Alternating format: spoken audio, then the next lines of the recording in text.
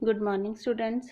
हमने अपने स्पर्श भाग 1 द्वितीय भाषा की पाठ्य पुस्तक में से पाठ 4 पढ़ रहे थे, तुम कब जाओगे अतिथि, जिसमें हमने पढ़ा था कि अतिथि जो है वो लेखक के घर में आकर ऐसे टिक गया था और जाने का नाम नहीं ले रहा था।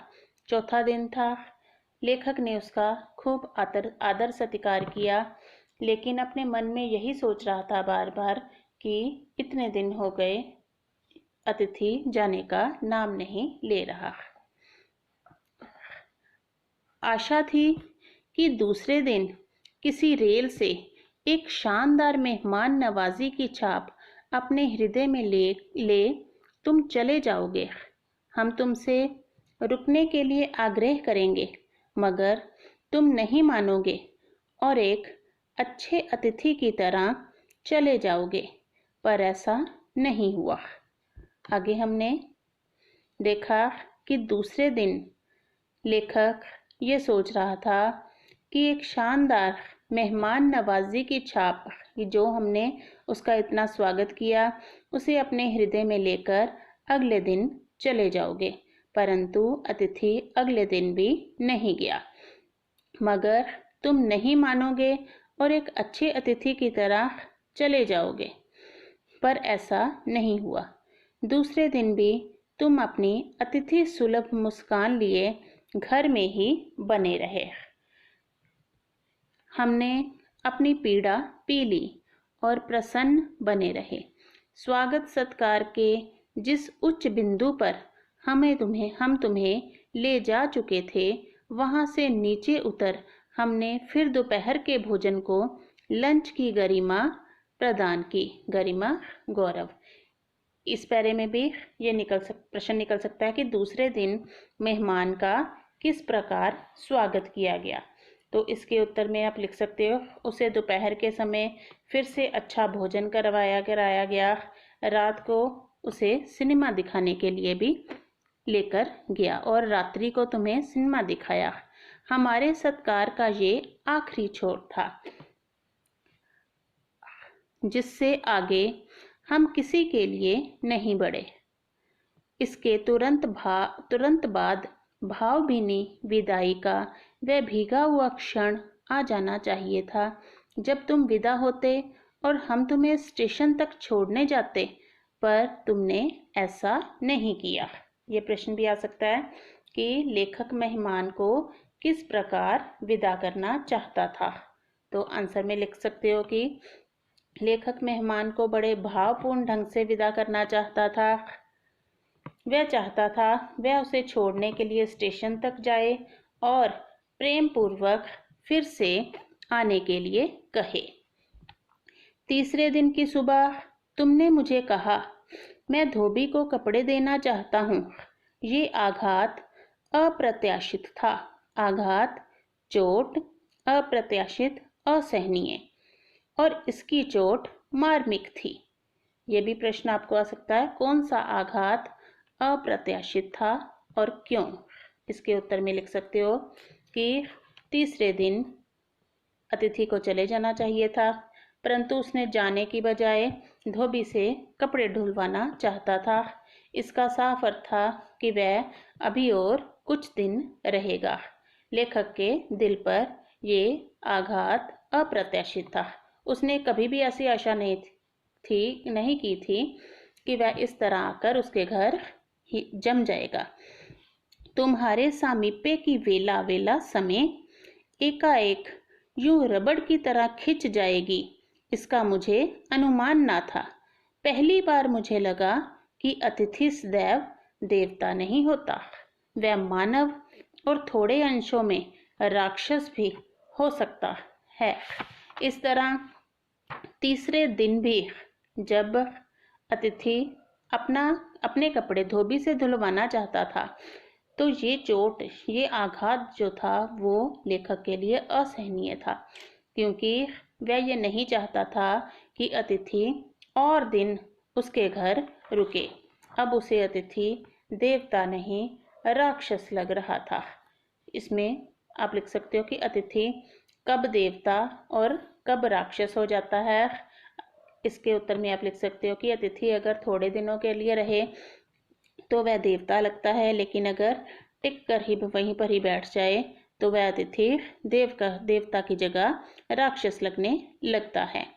किसी लॉन्ड्री पर दे देते हैं, जल्दी धुल जाएंगे, मैंने कहा। मनी मन एक विश्वास पल रहा था कि तुम्हें जल्दी जाना है। कहाँ है लॉन्ड्री? चलो चलते हैं, मैंने कहा और अपनी सहज बनियान पर औपचारिक कुर्ता डालने लगा।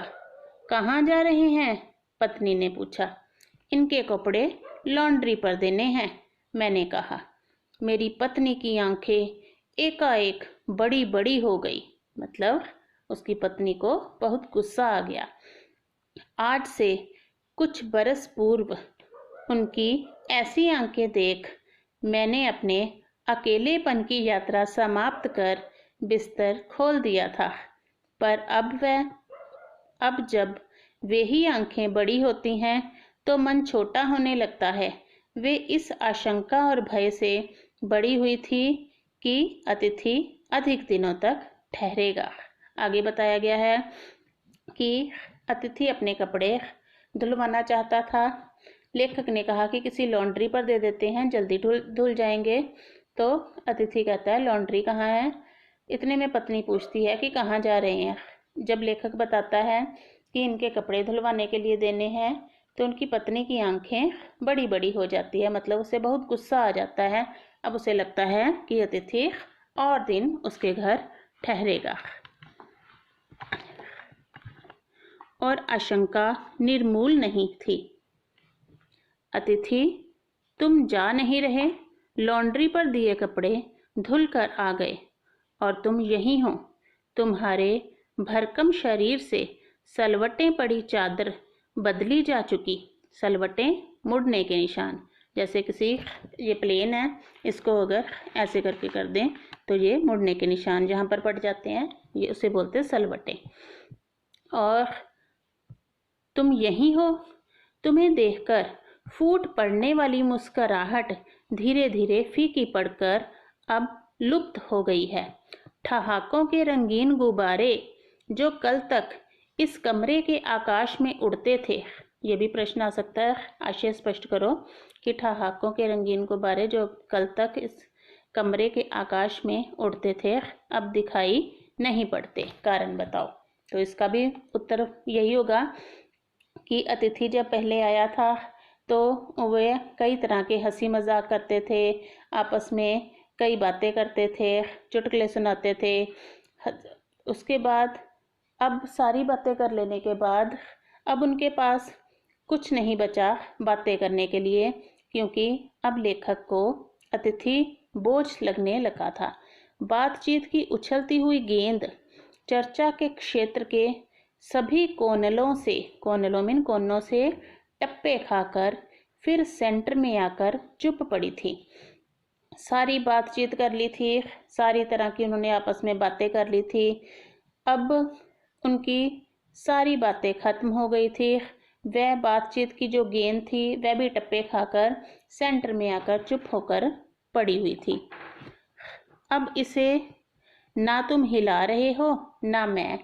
कल से मैं उपन्यास पढ़ रहा हूँ और तुम फिल्मी पत्रिका के पन्ने पलट रहे हो। शब्दों का लेन देन मिट गया और चर्चा के विषय चुक गए। परिवार, बच्चे, नौकरी, फिल्म, राजनीति, रिश्तेदारी, तबादले, पुराने दोस्त, परिवार नियोजन, महंगाई, साहित्य और यहाँ तक कि आंख मार मार कर हमने पुरानी प्रेमिकाओं का भी जिक्र कर लिया। और अब एक चुप्पी है।